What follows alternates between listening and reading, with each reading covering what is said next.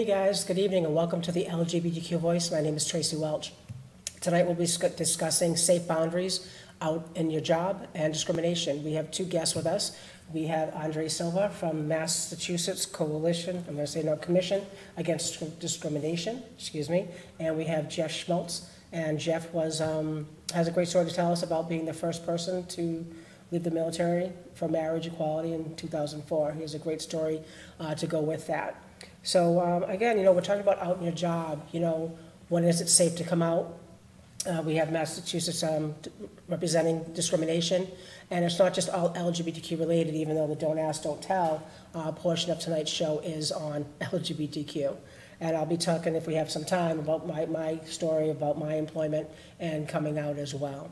So we're going to start with Jeff, and just going to talk to him about a little bit of his background in the military, and then we're just going to ask him some questions. So tell us about your military experience. Well, I enlisted in 1977, went to basic training. Then I had to go to the Army-Navy School of Music. I was a musician in the military. And then I was at my first duty station in San Antonio, Texas. Went to Frankfurt in the 3rd Armored Division. And then on active duty, my final position was in the United States Army Band in Europe, in Heidelberg, Germany. Oh, wow. Did that for 4 years, and discovered that emotionally it wasn't really a good place to be for a gay person to try to do a full-time Army career. And so I left after 4 years of active duty, and then I was 21 years in the Guard, primarily in the state of Iowa. My last 4 years were here in the state of Massachusetts in the Army Band in Fall River. Now, I know you said you were in multiple states. Did you feel more safe in Massachusetts than the other states? I don't think, at least in the National Guard, I think it was very similar as far as whether or not, I never felt like I was in imminent danger or anything, but I think once you get to know these folks that you're working with, because you spend 2 weeks every summer together doing training. You work together, you live together, you eat together, you get to know each other really well. And their main concern is that you're professional, as far as my peers. They weren't really that concerned. I mean, there had to be a lot of speculation. And after I got out, I learned that, of course, they knew the score. You're like, hey. Yeah, they absolutely knew the score. But because of Don't Ask, Don't Tell, my peers, honored that, and my commander never brought it up, and of course I never did. So did your family know you were gay? Not when I went into the military. Yeah. And I did come out pretty late, and a good, one of the reasons that I came out late, because I was in the military. Yeah. I think had I not been in the military, I probably would have come out a lot sooner in life, but that was always there as an impediment. So did you come out to anyone who was gay or straight while you were in the military or on tour? Did you feel safe enough to tell anybody? I didn't when I was on active duty, but when I was in the National Guard in Iowa, there was a lesbian that was in the band. And of course she didn't come out as a lesbian, but we were carpooling together, and it didn't take long. Conversation came up. Exactly. Yeah. And so, we came out to each other. And that was really such a relief and so freeing just to do that. So how much homophobia did you experience in the military?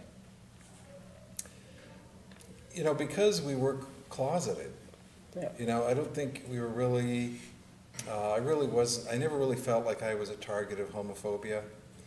Now and then there would be a few comments, but mostly it was just such an overtly heterosexual culture. Yeah. Being a bandsman and musician, we traveled around. We were, public relations arm in many respects Yeah. of the military. But anytime there was a nice-looking young lady walking down the street, you know, the bus would almost tip over because you'd think the guys had never seen a woman before. Yeah. But it was just this process or show of machismo or... Yeah. Fake it till you make it. Yeah, exactly. So you had to kind of put up with that. Yeah. So did you play the role and go, oh, check her out? No. No. No, I just did my own thing. Yeah. So we talked offline. How did your partner, now husband, feel about your safety? Like, I know you said you guys, for 5 years, you guys were together. Mm-hmm. Was he fearful that if somebody found out, what would happen to you? Well, I think that we were both concerned about that. Yeah. I think in units that are more, you know, like infantry division, you know, infantry, armor, military police, I think that folks would gravitate to those kinds of units that were maybe more macho. Yeah. The units like the band usually had people with a lot more education, and they tended to be more, I kind of hate that word tolerant, but they tended to understand the gay experience better than a lot of the other folks.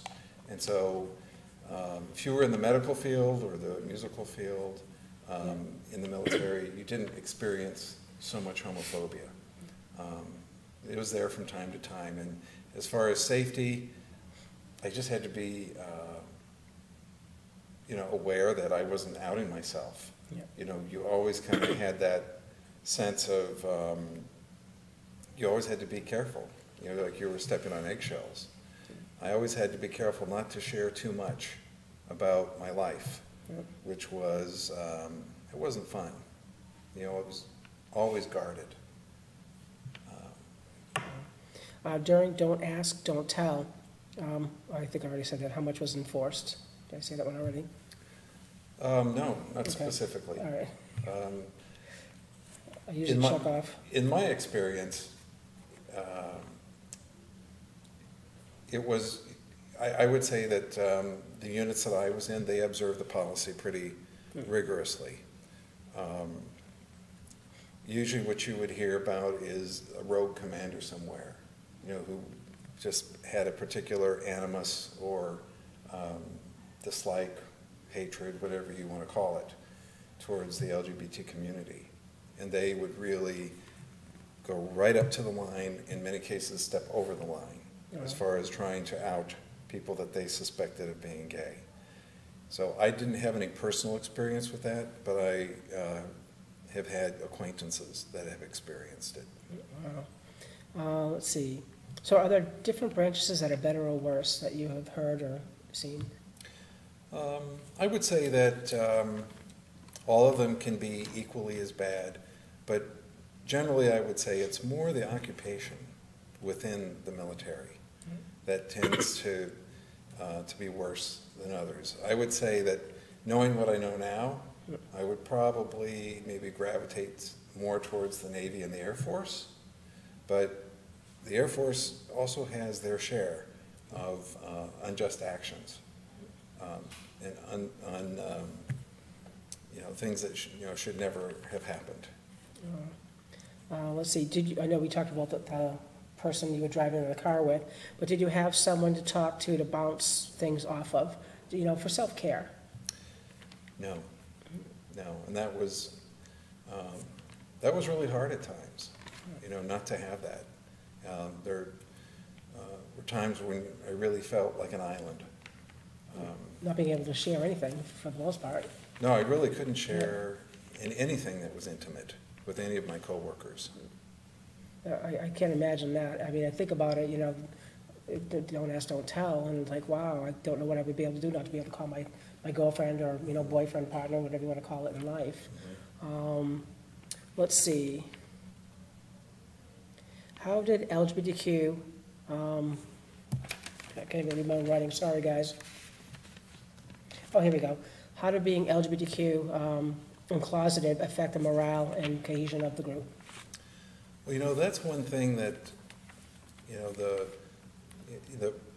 the folks in Congress and our lawmakers, and in some cases the leaders of the Pentagon, would always bring up about how if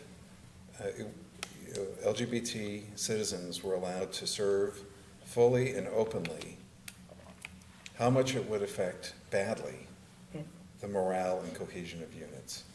And in my opinion, the exact opposite was true, because I was lying every single day. I was lying to my commander, to my coworkers, to the citizens that paid my salary, and that is what had a detrimental effect on how the unit worked, how we trusted each other. Granted, being in the band isn't the same as Frontline? well, being in an infantry unit, Yeah. That's sent into harm's way. Yeah. But there were a lot of gay people who were sent into harm's way that were part of infantry and covert services and Green Beret, and I'm sure that those relationships suffered as well. Yeah, because you figure, most of our jobs that we have, you bond with your employers, or excuse me, employees, and not being able to have that bond and be able to grow and to understand and to know somebody, I think that could, put some separation in the unit. It did, and there was always a separateness or a barrier in between LGBT soldiers, airmen, and Navy, and I think that was really remedied when Don't Ask, Don't Tell was struck down, and also the Defense of Marriage Act was struck down. So how did being closeted affect your military career as regards to promotions and advancement? Well, I probably would have stayed in active duty for a full career had I been able to serve openly. There's so many things that you have to be cautious of when you are not allowed to serve when as a gay or LGBT soldier. There were certain events that were like dinners and parties where it was expected that you would show up with a spouse, and that spouse was not of the same sex. So if you didn't participate in those functions, that was kind of considered a black mark. So did you bring a girlfriend? No. Or you just kind of came by yourself, or didn't go at all? Sometimes I would go by myself, sometimes I wouldn't go at all. And so I could see that, as you went up into the ranks, that was not going to be a good thing. That said, in the units that I was in, for the most part, as far as promotions, I don't feel like I was ever held back purposefully because of suspicions that I might be gay. Yeah. And like I said before, your peers mostly care that you're professional, that you do your job, and I never had a problem in that respect. So how did you come to the decision to retire from the National Guard? Well, when marriage became legal in the state of Massachusetts between same-sex couples, I think that was May 17th, if I remember correctly, the date. 2004. 2004. Andy and I sat down and we asked ourselves some questions. I had enough time to retire. I had 25 years in. And I talked to some friends of mine that were still in the military, on active duty. One of them was a colonel. And I asked his opinion, because he was a commander. Yeah. He dealt with those kinds of, disciplinary issues, and he actually encouraged me to stay in. Yeah. He said, things are changing. Yeah, he said things are changing. He said the chances of you being kicked out because you're married are pretty slim. But Andy and I thought about it, and we thought we just can't have that hanging over my head. Yeah, because if they let you out, you're out. As if the wrong person had found out that I was married and I was still in the military. I would have lost everything. I would have lost my pension everything that I'd worked for 25 years. And so That's just scary. it was scary. And we just decided we didn't want that hanging over our heads. So at that point in time, I decided to leave the military. So I hear through the grapevine that you guys were the first, or you were the first? As far as we know, Yeah. Since certainly there's Massachusetts was the first state. Yeah. And, we said that from time to time, and no one said, hey, no, you're not. I am. But as far as we know, yeah. So you out there, if you think you're the first, you can get to me. I'm at tracy@sclgbtqnetwork.org. I think end of June. It was June 2004 when I got out. And when did you guys get married? October.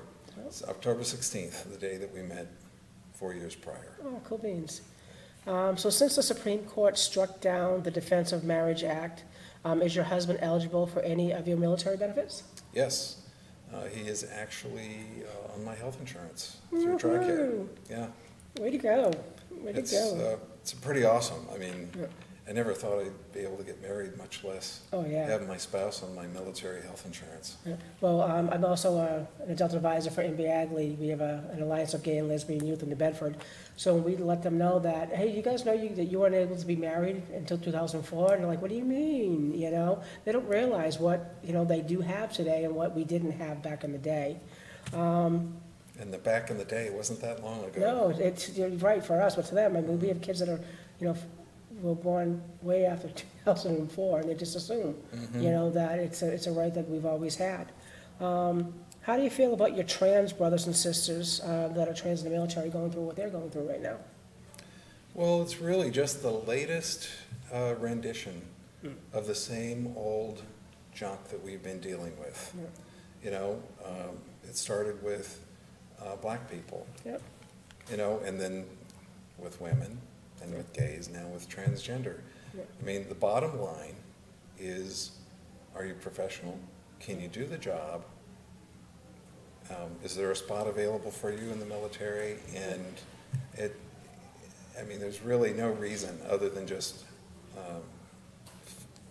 fear. And that's really what it is just fear of the unknown, or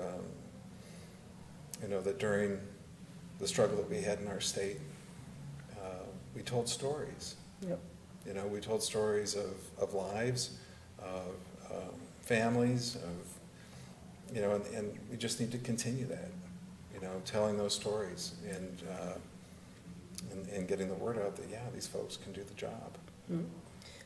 So Jeff's husband, Andy, has been on our show a couple times. Andy Pollock has co-hosted, actually been a guest. He's going to be co-hosting on our civil rights show coming up. So we all kind of intertwined, and whenever I emailed him, I text so-and-so and so-and-so, and I didn't even know your history. So behind the scenes, Andy is actually doing videos of some of our elders in our community or events in our community, so we can have the history, going forward, because once we're dead, it's gone, Is there anything that else you want to talk about the military, or? I think I covered a lot of it. Yeah, I guess we're kind of thorough sometimes. Sometimes I'm like, hey, we forgot something. I'm just going to head over to Mariah. What we got? We have a comment from Kaya Madeira, and Kaya said, for me, transitioning at work is probably the most uncomfortable and challenging part of my transition. Anybody say hello or hi or? No. Nobody? It's too hot for them to be on? They're in front of their air conditioner? Probably. I know, we're actually warm in here today. Thank you for your, I'll say it to the camera, I was saying it to her. Thank you for your comment.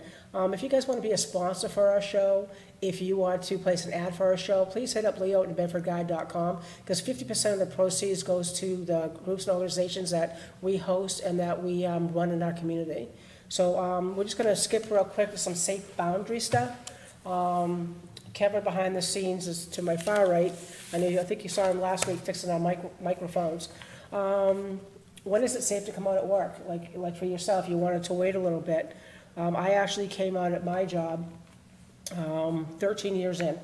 So 13 years in, Bergen, Cape Cod, had a marriage, great husband, great child, And one day, I just realized I needed something more. I didn't realize what it was.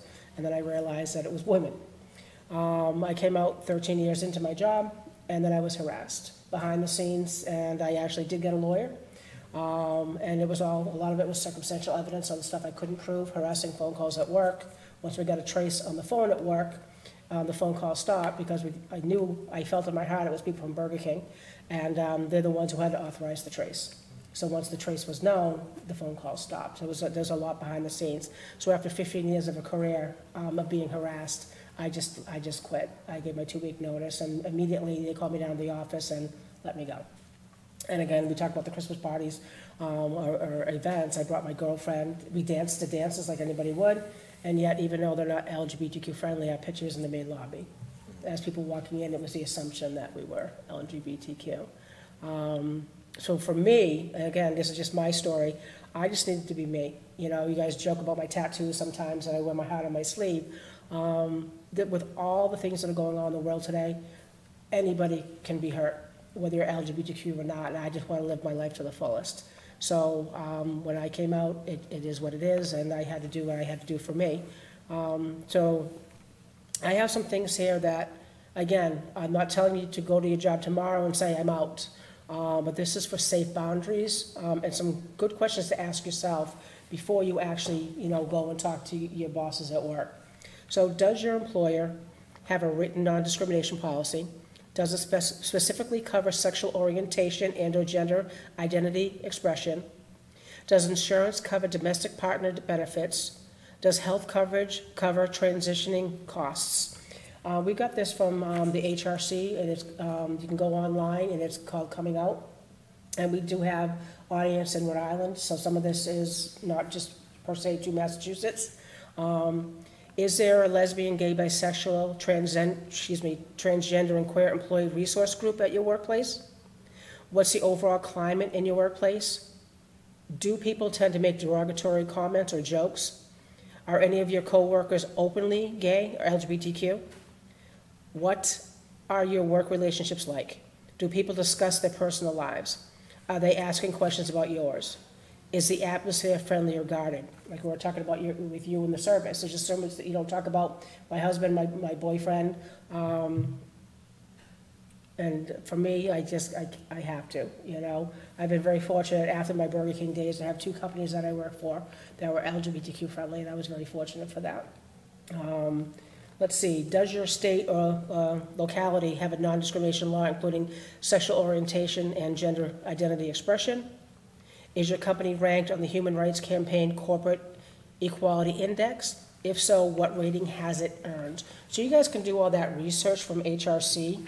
What I did do is list, I'll just read the top 10 of the best places to work in Massachusetts. So number 1 actually was Harvard University. Number 2, John Hancock Financial. Number 3, Schneider Electric. Number 4, Boston Scientific.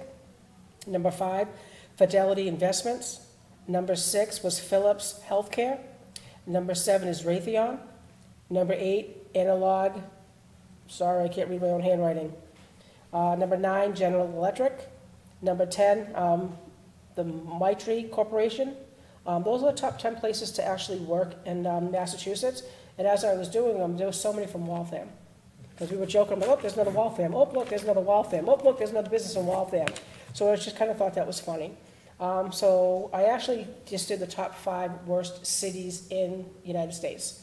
They didn't really do the worst in Massachusetts. So believe it or not, 3 are Texas. The worst city is South Haven, Mississippi.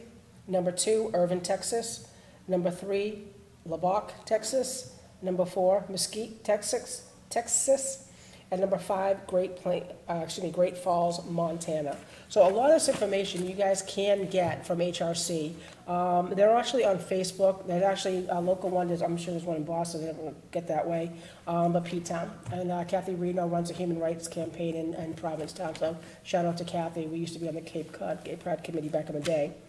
But the top largest employees in the area is New Balance, Dana-Farber, Cancer Institute, and the mid-size was actually TripAdvisor. So there's a lot of businesses out there that are gay-friendly, And just because, again, my Burger King days, you walk into the office and you see two women dancing together, doesn't mean that they're gay friendly. So you want to do your research. You want to kind of figure out, what the atmosphere is. Are people making gay jokes? Are people talking about, hey, I wonder if that person's gay? I never see them with anybody. They're always with a different girl. They never really have that one person. So those are just some of the questions to ask. And then we have moving forward. So once you've assessed your workplace atmosphere, here are some practical steps to take. Identify someone who is LGBTQ or LGBTQ supportive and talk to them first. Just like you talk to your colonel, just kind of feel it out. Take a breath. People often take their cues from you on how to talk and feel about LGBTQ issues. The more casual you are, the more likely they are to follow your lead. Make a plan. Talk about LGBTQ-related news stories, movies, TV shows, or other topics as a way to signal your views or start a conversation. If you say, hey, did you see that on TV the other night? And someone says, oh, that, I hate using the F word, or oh, that gay person, or blah, blah, blah, blah, blah, blah, then you kind of know, oh, all right, that's just maybe, and again, these are just hypotheticals, a situation that that person is not friendly to my cause. Bring a partner or date to company functions or have them meet you at work one day and see what people say. Put an HRC sticker and a picture of your partner on your desk and see what people think or say. Benefits of being open at work. Eliminates the need to hide or mislead. We talked about that earlier. Makes deeper friendships possible. Breaks down barriers to understanding. Builds trusting working relationships. Lets us bring our whole selves to work. Being open can make you more productive and can even benefit your career because your peers will see you in a new, perhaps even courageous light. So we talk about safe things. I do like the idea of talking about a TV show and say, oh, I watched Ellen DeGeneres the other day. You ever watch her show? It could be as simple as that. And people, oh, no, I don't watch her. I don't do gay shows. Or, I can't even think of some of the shows that are out there right now. I actually was doing some research for this, and Mary Tyler Moore actually had a gay character on her show. I believe it was 1973, and actually had somebody that came on the show. And the sister wanted them to date, and she said, oh no, she's good friends with Rhoda. And her sister's like, well, I don't like Rhoda. I don't want one with my brother. And come to find out, it was her sister that was gay, and it was the first time for real. I think it was 1973, God help me. But it was the Mary Tyler Moore show. If you guys, again, HRC is a great resource. You can actually Google, coming out of your job, and HRC will probably be the top one that's there. You have a time check, guys? 7:28. Thank you for shopping. So we're going to actually go over now, and I'll maybe come back to some of the questions. I just want to make sure that we have plenty of time for Andre. Let me just get my papers all in order here. So Andre is from the Massachusetts Commission Against Discrimination. So again, even though the show is LGBTQ related, this is for anybody that's been facing discrimination. Could be age, could be your race, but we have some statistics coming up on LGBTQ as well as other things going on. So how long does someone have to file a claim when an incident occurred? So our jurisdiction is 300 days. So from the last date of incident, if the last date of incident is your termination, then you have approximately 10 months to come into one of our offices and make a complaint. Yep. Otherwise, we lose the ability to investigate those claims. So we talked offline that he has an office down here in New Bedford. It is, what's the address now? 128 Union Street. It's in the DeMello International Center, and that's right in downtown New Bedford. Which is terrific for us.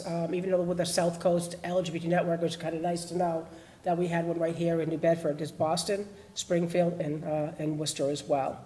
Mm-hmm. I wrote down online. You guys are open Monday through Friday, 9 to 5.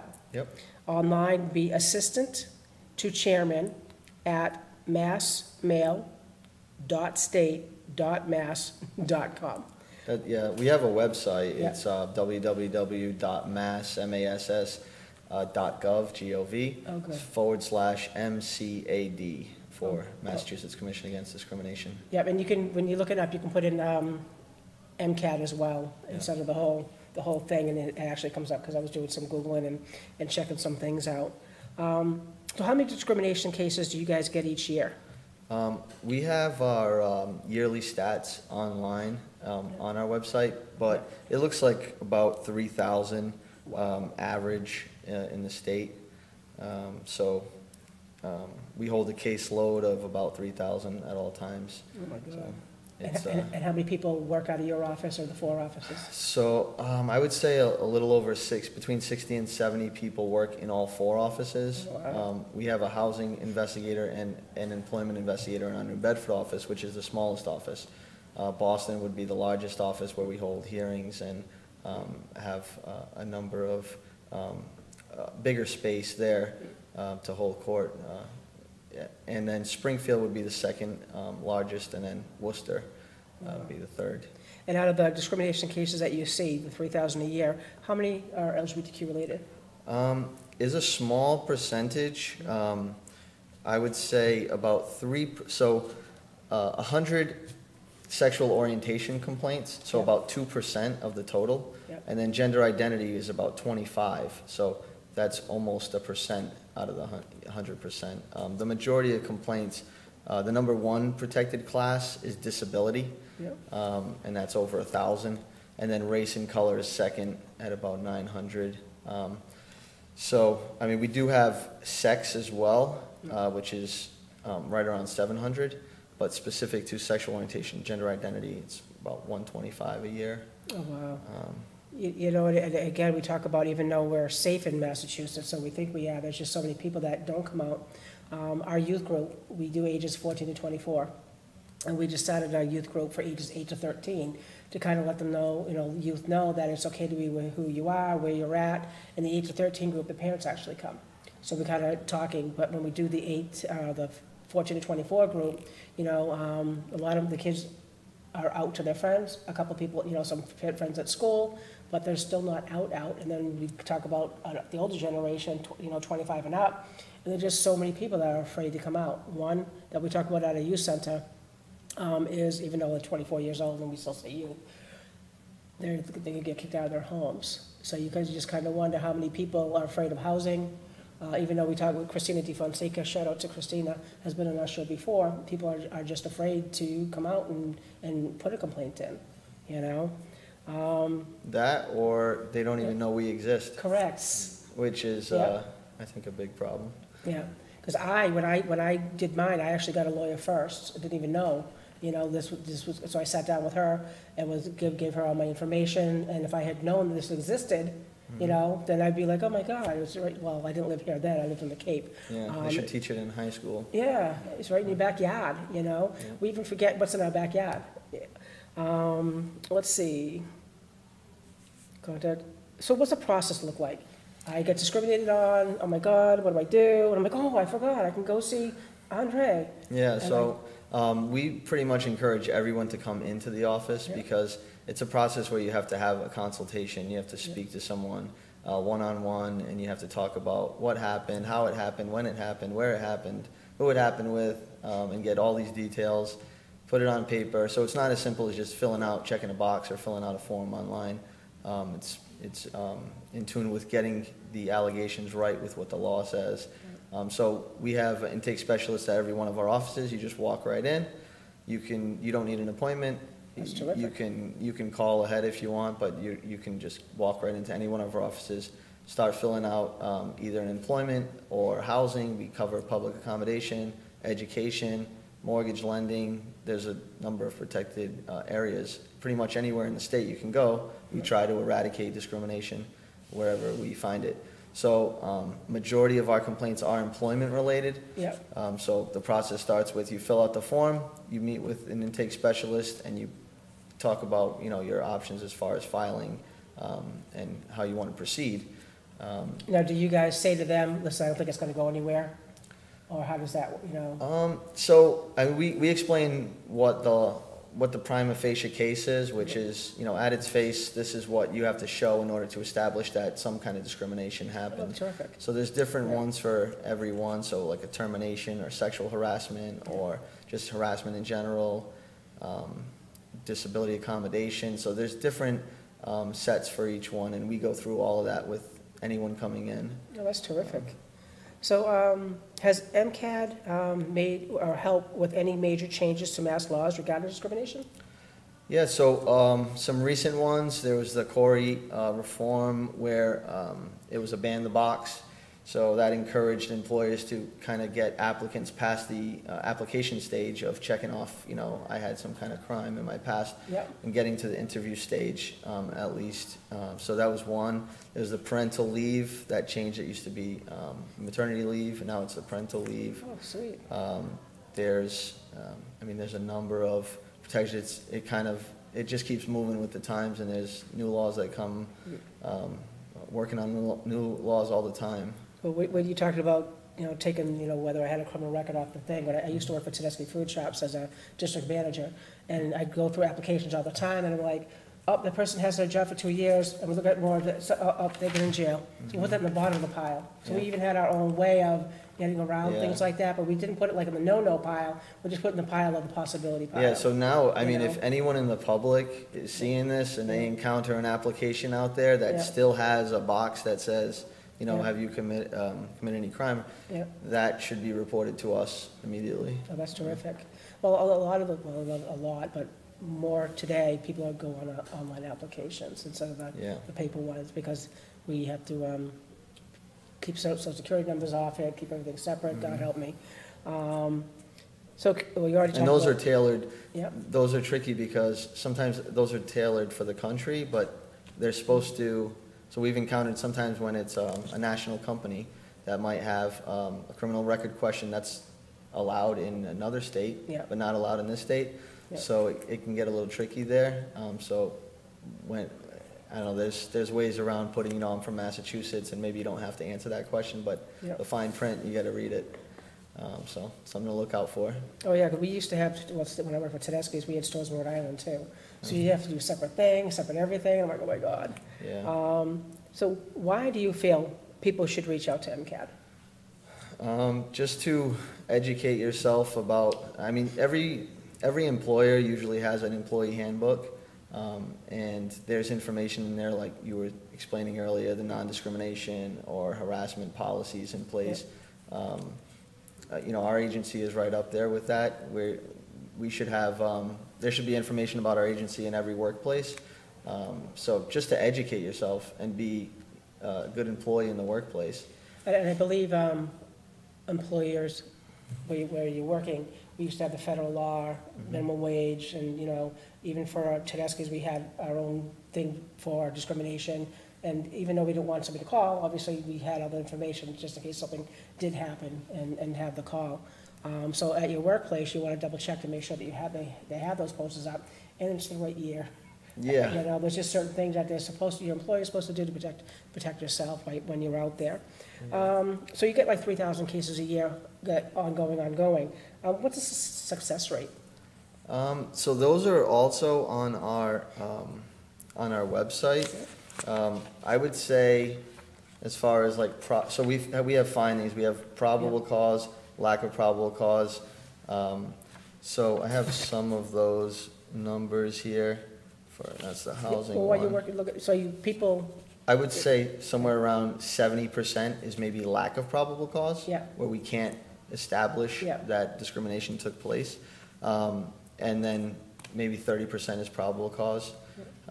There's also withdrawals that settle outside of our process. yeah, There's withdrawals to court.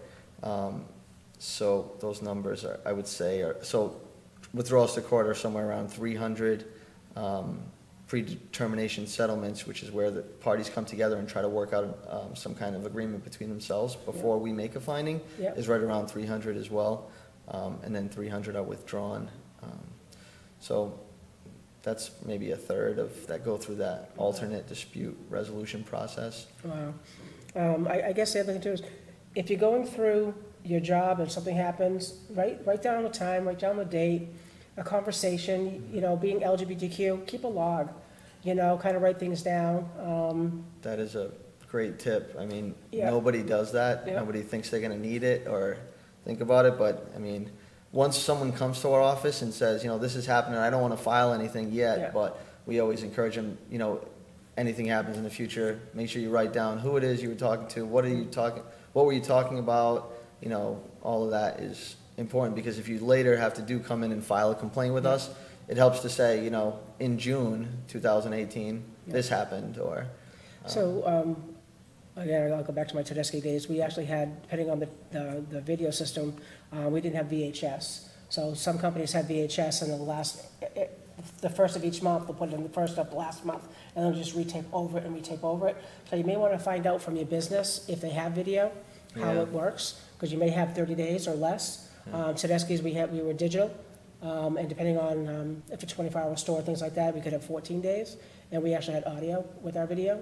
So there's just certain things that, you know, get your ducks in a row. If something's going to happen, write down your day and time. That way, if they're going to come and investigate, you know, they'll be able to research, hey, listen, it was July, oh, I don't have that anymore, it's gone. You know, so kind of figure out ahead of time. And again, we don't usually tell the public how much time we do tape over when we had our tapes, but, I mean, Tedeschi's isn't here anymore, 7-Eleven bought Tedeschi's. But when we had VHS, it was just, you know, 31 tapes in a box. The next morning, you take that tape out, put it in the box, put the second in, you know. Witnesses. You know, if you have witnesses for certain discrimination things, make sure they're willing to take that next step with you. How many people bring witnesses that you know of? Yeah, we ask people if they're going to bring a witness or provide a witness, we ask that they provide like a witness statement or an affidavit. So a sworn statement from that person saying, I witnessed so-and-so say this or do this to this person on such and such date, and this is what happened, I was there.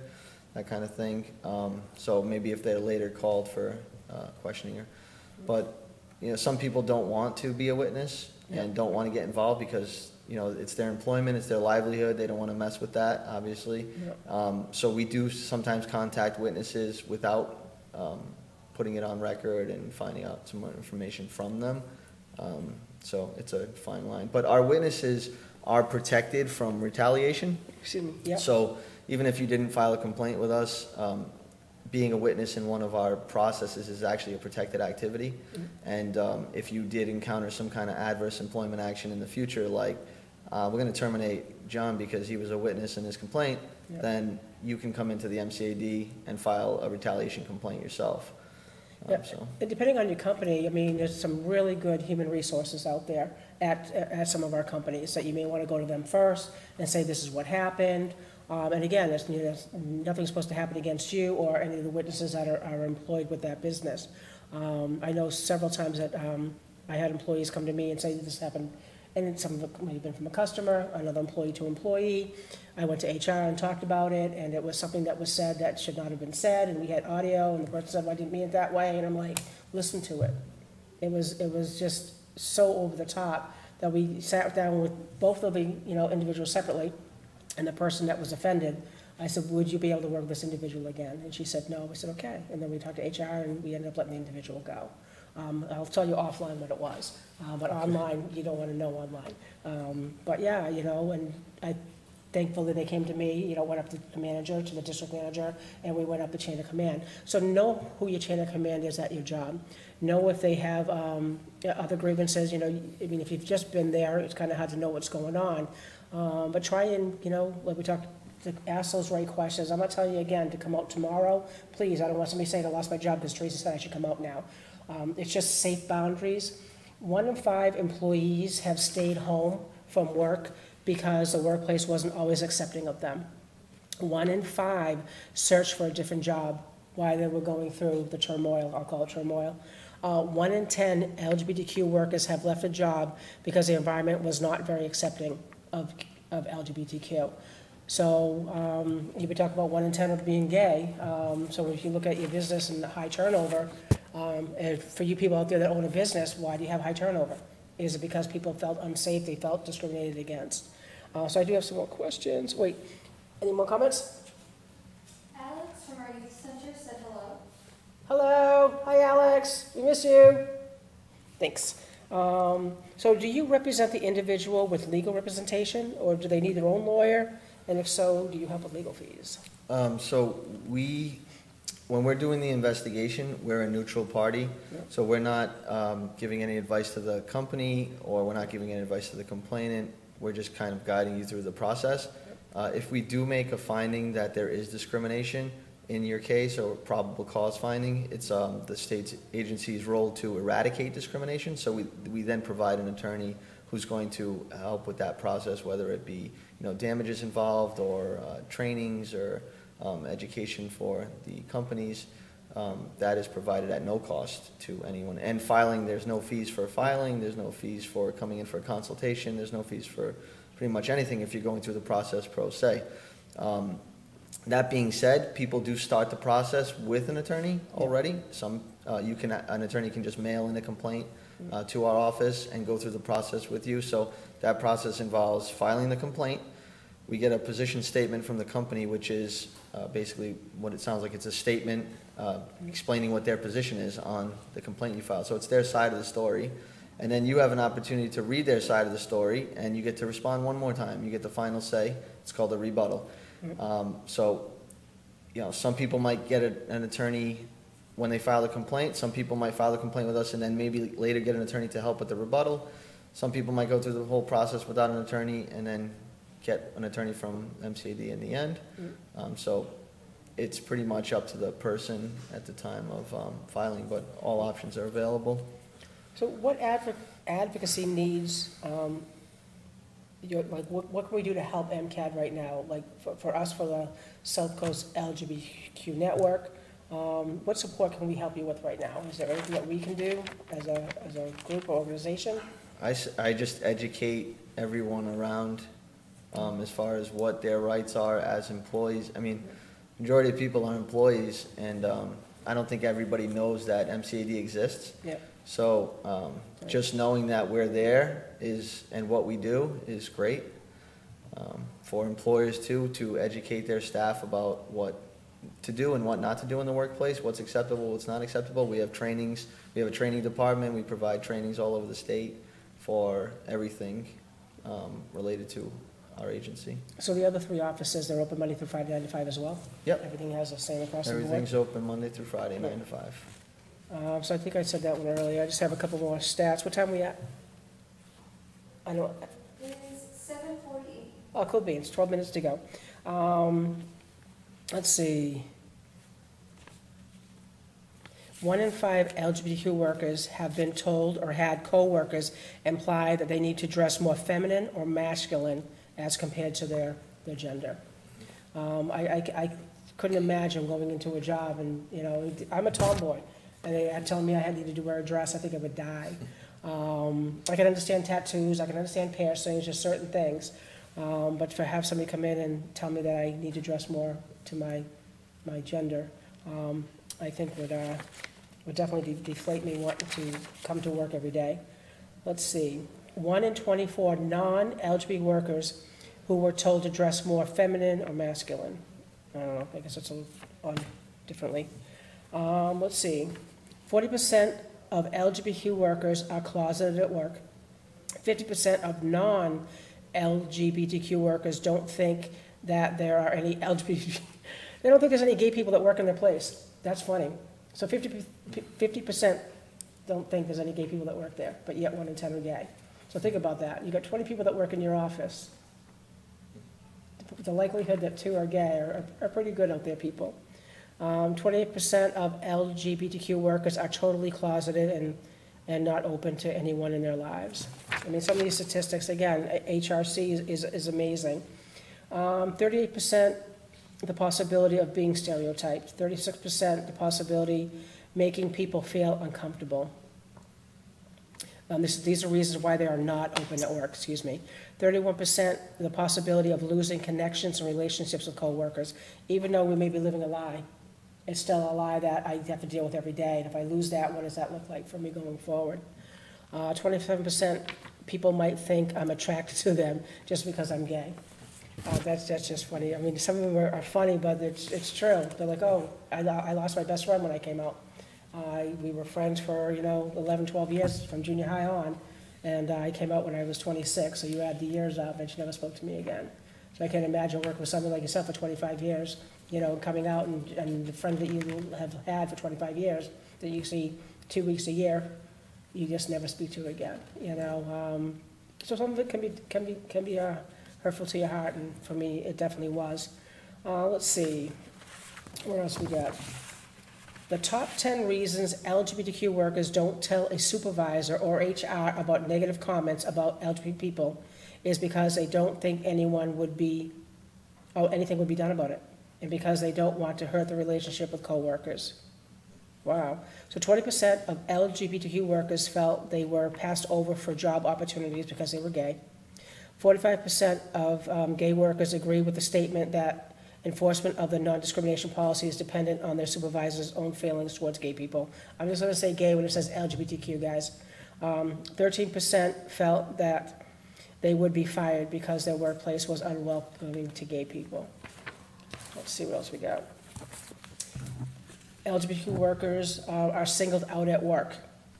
18% of gay workers reported that someone at work has made sexual inappropriate comments to them because their co-worker thought their sexual orientation or gender identity made it okay.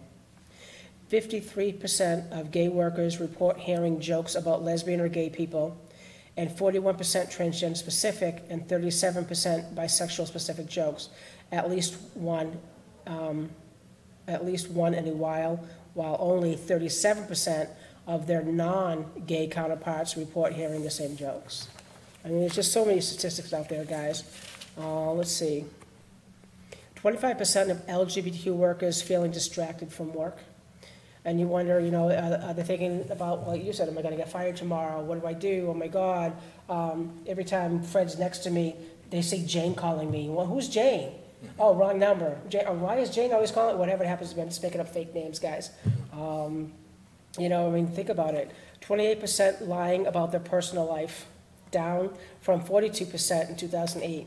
So in almost 10 years, we used to lie 42% of the time. Now we're only lying 28% of the time. So we're making progress, right? And maybe by the time our kids, get up there, it'll be a little bit easier. 17% felt exhausted from spending time and energy hiding their sexual orientation, 13% from hiding their gender identity, and 31% felt unhappy or depressed at work. Every time I go over these statistics, folks out there, and read these things, I'm just, I get disheartened.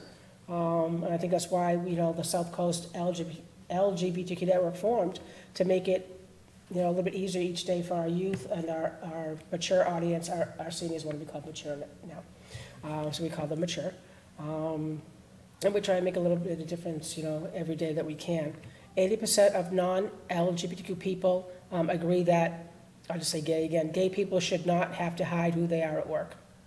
78% of non-gay workers say they are comfortable talking about their spouse, partner, or dating to coworkers. Let's see, 59% non-gay think it's unprofessional to talk about sexual orientation and gender identity in the workplace. Well, that's good. 36% non-LGBTQ feel uncomfortable talking about dating with an LGBTQ colleague, which is kind of a little bit on the odd side. Tracy, would you mind if I gave a plug? Yes, plug away. To an organization that really helped me when I was in the military. It's the Servicemen's Legal Defense Network. And they specialize in giving legal advice to military, LGBT military. And after I used them several times when I was in the military, as laws were changing, policies were changing, and they really helped me a lot, and they gave me a lot of peace of mind that I was pursuing the right avenue in my military career. And after I did finally retire, I did ask them if it was okay for me to communicate with my friends that I had left behind in the military, as far as still being able to access my military benefits. And they said, no problem. Once you're discharged, no problem. So I would just encourage, anyone that's in that position to utilize the Servicemen's Legal Defense Network. I did follow through, and I wrote a letter to my last unit and told them why I had left, and I received a lot of support. Oh, wow. And in fact, they threw me a retirement party, and I got a pretty nice award from the military a couple months after I left. Wow, that must have been heartwarming, heartfelt. It really was. It was really wonderful. Wow. So we're gonna end the show. Do you guys have anything you want to end with, or? Just that outside of what we already discussed, I could just go over Please. some other protected classes. Definitely. We have disability, race, color, retaliation, gender, which includes sexual harassment, pregnancy, male, female, age, anybody over 40 is protected, national origin, creed, religious creed, sexual orientation, public assistance, arrest record, gender identity, having children, military status. So there are a number of protected classes outside of what we had already discussed. That's terrific. We actually have a show on gender discrimination and the trans bill coming up. Next week's show, I think me and Eileen got our numbers crossed. I have gender discrimination and the trans bill next week. So I'm just definitely going to double check, and we'll let you guys know what our show is going to be next week. You good? Yep. We're good. All right, guys. Again, hit up leo@thebedfordguide.com for some ad space for the show. And you can hit me up at traci@sclgbtqnetwork.org. And we'll see you next week. Thanks now.